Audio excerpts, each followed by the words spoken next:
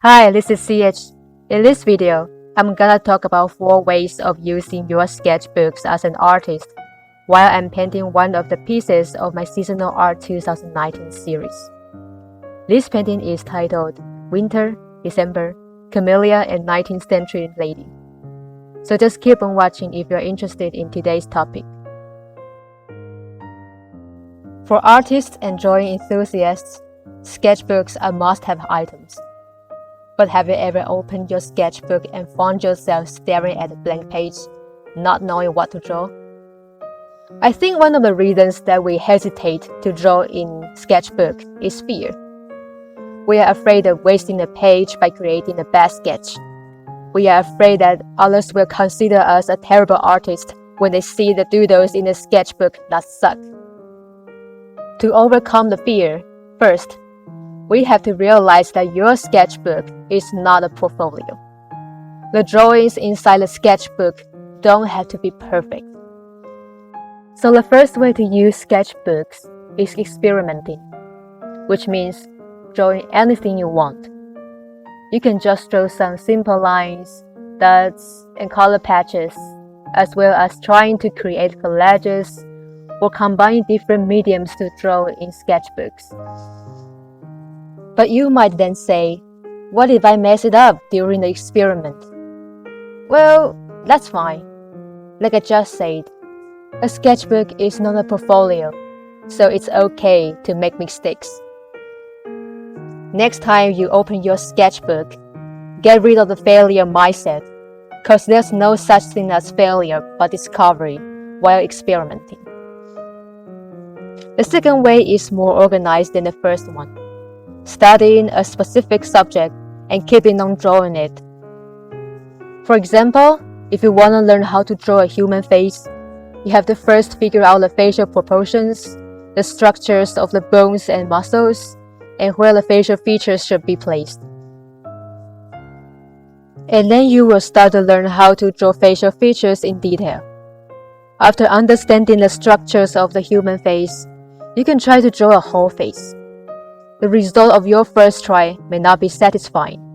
The facial expression may look stiff, the positions of the facial features may look weird, the whole face may look too flat. This can happen, and it's normal. After all, to improve a skill, we have to practice it continually.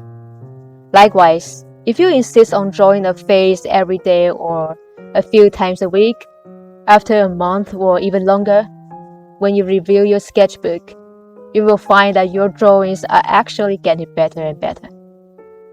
Reviewing your drawing evolution is a good way to build your confidence. Many people are often unsatisfied with their recent artwork, thinking it's terrible. But remember that you weren't at the same level at the beginning as you are now, were you? Let the drawing studies in the sketchbook remind you that you are always developing. Oh, by the way, I made a few videos about how to draw faces. You can click the information card in the upper right-hand corner of this video to watch them if you are interested. Let's move on to the third way, which is drawing thumbnail sketches. So what are thumbnail sketches? Thumbnail sketches are small abbreviated drawings that visualize your ideas. They are usually only a few inches high and are often done rapidly with pencils or any other kinds of mediums you like. Drawing some thumbnail sketches before creating the final work to visualize your ideas can help you make sure the composition or the color schemes are satisfying. In this way, you can avoid finding the finished work doesn't end up meeting your expectations. Drawing thumbnail sketches is a kind of relaxing stage of the creation process. After all, you are not working on the final artwork, which you have to make as perfect as you can. You may come up with new ideas unexpectedly while drawing thumbnail sketches, because sometimes inspirations come when we are relaxed. If you've never drawn any thumbnail sketch before, you can try it next time. The last way of using sketchbooks is by keeping a visual diary.